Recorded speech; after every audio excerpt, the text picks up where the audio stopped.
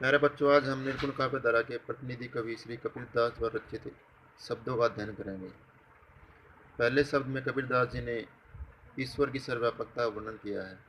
तो आइए हम उनके पहले शब्द को यहाँ पर अध्ययन करेंगे। मोह को कहाँ ढूंढे बंदे, मैं तो तेरे पास में। ना मैं देवल ना मैं मस्जिद, ना कापे कैलाश में। ना तो कोने क्रियाक्रम में, ना ही योग बैराग में। खोजी होए तो तुरंत मिले हो, पल भर की तलाश में। कहे कबीर सुनो भाई साधो, सब श्वासों की श्वास में। यहाँ कबीरदास जी ने ईश्वर के माध्यम से अपने भक्तों को संबोधित करते हुए कहा कि मुँह को कहाँ ढूंढे बंदे, मैं तो तेरे पास में। कि हे बंदे, तुम मुझे कहाँ पर ढूंढ रहे हो, मैं तो हमेशा तेरे पास में ही विद्यमान ही रहता हूँ। ना मैं देवल ना मैं मस्जिद, ना काबे कैलाश में।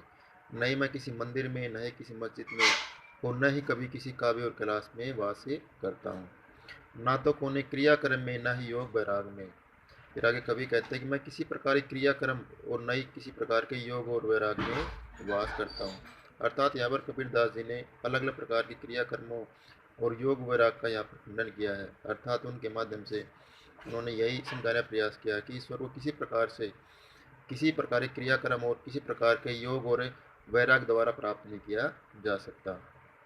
खोजी हो तो तुरंत मिले हो, पल भर की तलाश में। अंत में कबीरदास जी कहते हैं कि अगर आप मुझे खोज कर देखो, अर्थात सच्चे मन से आप मुझको तलाश करने का प्रयास करो, तो मैं पल भर में आपको प्राप्त हो जाऊंगा।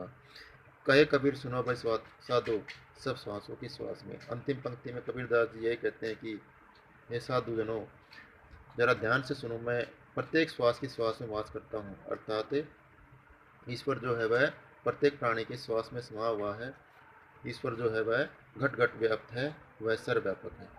तो प्रस्तुत शब्द के माध्यम से यहाँ पर कबीरदास जी ने ईश्वर की सर्वव्यापकता यहाँ पर वर्णन किया है। अलग अलग प्रकार से यहाँ पर कबीरदास जी ने अनुप्रास अलंकार का भी यहाँ पर प्रयोग किया है। क्रियाक्रम और काव्य कलाश में यहाँ पर कबीरदास जी ने अनुप्रास अलंकार का प्रयोग किया है। कबीरदास जी ने प्रस्तुत शब्द में सदुकड़ी भाषा का प्रयोग किया है और यहाँ पर शांत रस का कबीरदास जी ने बड़ा ही मनोहारी रूप में वर्णन किया है। अगला हमारा जो शब्द है, आइए अब उसका अध्ययन करेंगे। संतो भाई आए ज्ञान की आंधी रे, भरम की टाटी सबे उड़ानी, माया रहना बांधी। प्रस्तुत शब्द में कबीरदास जी ने ज्ञान के महत्व के बारे में अपना विचार व्यक्त किया है।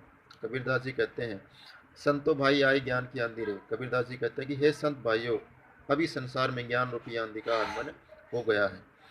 भरम की टाटी सबे उड़ानी, माया रहे न बांधी। हम मनुष्य के जीवन से हर प्रकार की भरम की जो टाटी है, भरम के जो छप्पर हैं, वो पूरी तरह से उड़ गए हैं। माया रहना बांधी, अब माया किसी को भी बांध नहीं सकती। अर्थात मनुष्य के जीवन से माया का सदा के लिए अस्तित्व समाप्त हो गया है। इति चिति के दैथुनी गिरानी, मोह बलिंडा टूटा, तृष्णा छानी परी घरी उपरी, कुबुद्धि का पांडा फूटा। अगली पंक्ति में कबीरदास जी कहते हैं कि हिति चिति के दैथुनी गिराने की, मन के अंदर मोह माया का के जो दो प्रकार के स्तंभ थे, वो ही पूरी तरह से अब टूट गए हैं। मोह का बलिंडा भी पूरी तरह से समाप्त हो गया है। तृष्णा छानी घरी परी घरी ऊपरी, कुबुद्धि का भांडा फूटा। अगली पंक्ति में कबीरदास जी कहते हैं कि तृष्णा का अर्थ यहाँ पर इच्छाओं से है, कि मनुष्य के जीवन में इच्छाओं रूपी जो छान थी, जो छप्पर था, अब वह उसके जीवन रूपी घर से पूरी तरह से उड़ गया है। कुबुद्धि का भांडा फूट गया है।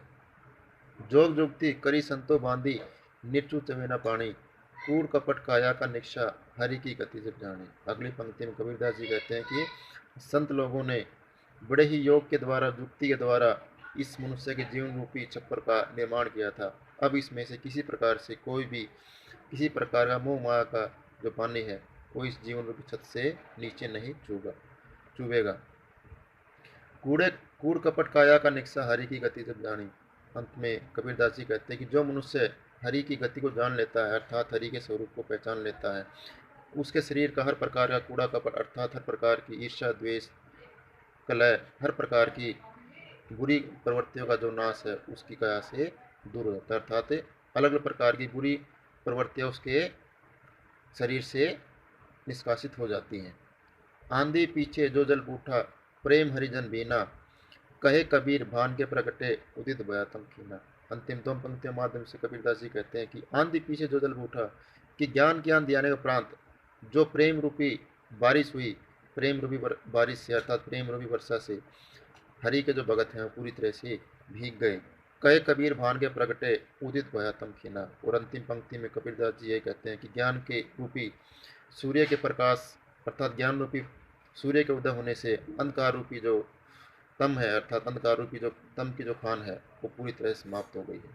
यहाँ पर कबीरदास जी ने संसार में अंधकार का समाप्त और ज्ञान की का प्रारंभ होने का यहाँ पर संकेत किया है। तो आओ बच्चों, आज हमने सब कबीरदास जी द्वारा शब्दों का अध्ययन किया।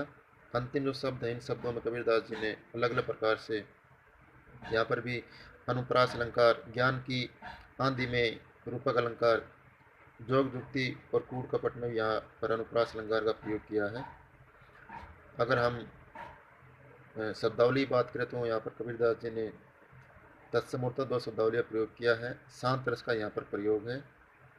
तो भाषा का यहाँ पर बड़े अच्छे ढंग से प्रयोग किया है। जैसे कि मैंने पहले पद में बताया, कबीरदास जी ने सदुपरी अर्थात सामान्य जनजीवन की भाषा का प्रयोग अपनी कविताओं में किया। धन्यवाद।